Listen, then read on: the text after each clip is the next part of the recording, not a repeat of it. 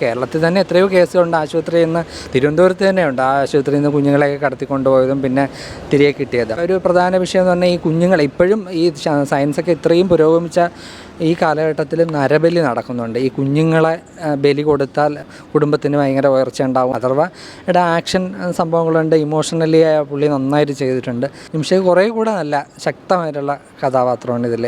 നിമിഷം വളരെ ഭംഗിയായിട്ട് ചെയ്യുന്നത്. നമ്മളെയൊക്കെ സങ്കടപ്പെടുത്തുന്ന. ഫസ്റ്റ് ഹാഫ് എനിക്ക് ഇഷ്ടപ്പെട്ടില്ല, സെക്കൻഡ് ഹാഫ്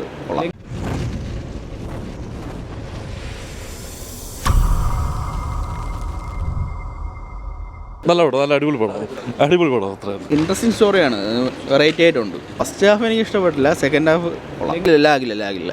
ആ മെസ്സേജ് കുഞ്ഞു കുട്ടികളെ വെച്ചിട്ടുള്ള പിന്നെ നല്ല സിനിമയാണ് എന്ന് പറയുമ്പോൾ ഒരു ക്രൈം ത്രില്ലറെന്നോ ഇമോഷണൽ ത്രില്ലറെന്നോ സർവൈവൽ ത്രില്ലറെന്നോ അങ്ങനെയൊക്കെ പറയാൻ പറ്റുന്ന സിനിമയാണ്. വളരെ ഭംഗിയായിട്ട് ആ സിനിമയിൽ നല്ല തിരക്കഥയുണ്ട്.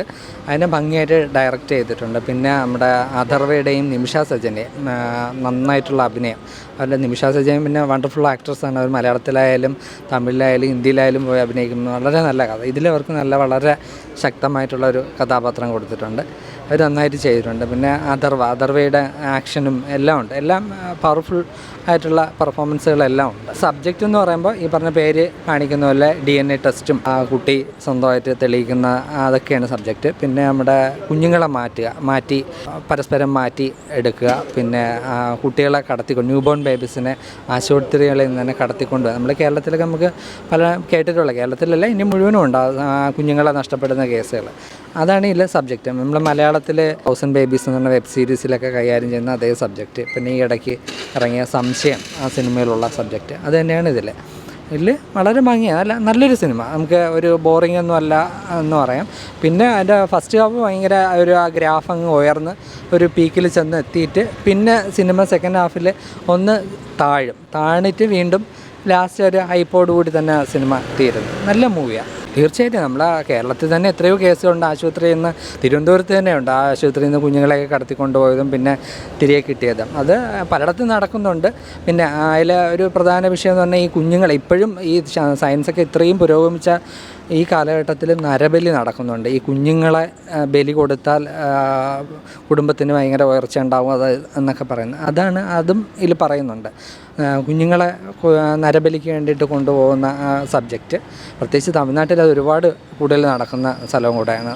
കുഞ്ഞുങ്ങളുടെ ബലി നടക്കുന്ന സ്ഥലം. അതൊക്കെയാണ് ഇതിൽ പറഞ്ഞേക്കുന്നത്. കാലികമായിട്ടുള്ള സബ്ജക്റ്റ് തന്നെയാണ് ഈ സിനിമയിൽ പറയുന്നത്. നല്ല ഫിലിമാണ്. അഥർവയുടെ ആക്ഷൻ സംഭവങ്ങളുണ്ട്. ഇമോഷണലി പുള്ളി നന്നായിട്ട് ചെയ്തിട്ടുണ്ട്.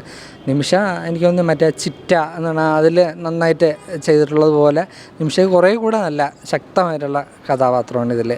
നിമിഷം വളരെ ഭംഗിയായിട്ട് ചെയ്തിട്ടുണ്ട്. നമ്മളെയൊക്കെ സങ്കടപ്പെടുത്തുന്ന സീനുകളുണ്ട്. പിന്നെ ഇതിൽ നമ്മുടെ ചിത്ര ചേച്ചിയുടെ കുറേ കാലം കൂടിയിട്ട് ഞാൻ തമിഴിലൊരു പാട്ട് കേട്ടതെന്നാണ്. ഇതിന് ഭയങ്കര നമുക്ക് ഒരു സങ്കടം വരുത്തുന്ന ഒരു ഭയങ്കര ഇമോഷണൽ ഫീലിംഗ് കൊടുത്തുള്ള ഒരു നല്ലൊരു പാട്ടുണ്ട്. KS ചിത്രയുടെ പാട്ട്. അത് ചിലപ്പോൾ ഹിറ്റാവാൻ സാധ്യതയുണ്ട്. അതെന്താണെന്നറിയില്ല. ഇനി തമിഴ്നാട്ടിലെ കാര്യം എനിക്കറിയാൻ പാടില്ല.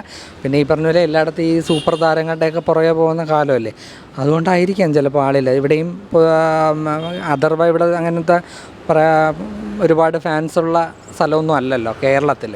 അതുകൊണ്ടായിരിക്കും ഇവിടെ ആൾ കുറവ്. ഞാൻ കണ്ട ഷോയ്ക്കും വളരെ കുറച്ച് ആളായിരുന്നു. മൊത്തത്തിൽ നല്ല മൂവിയാണ് DNA എന്ന് പറഞ്ഞാൽ. വളരെ നല്ലൊരു ക്രൈം ത്രില്ലറെന്നും ഇമോഷണൽ ത്രില്ലറെന്നും സർവൈവൽ ത്രില്ലറെന്നും എന്നൊക്കെ പറയാൻ പറ്റുന്ന നല്ലൊരു മൂവി.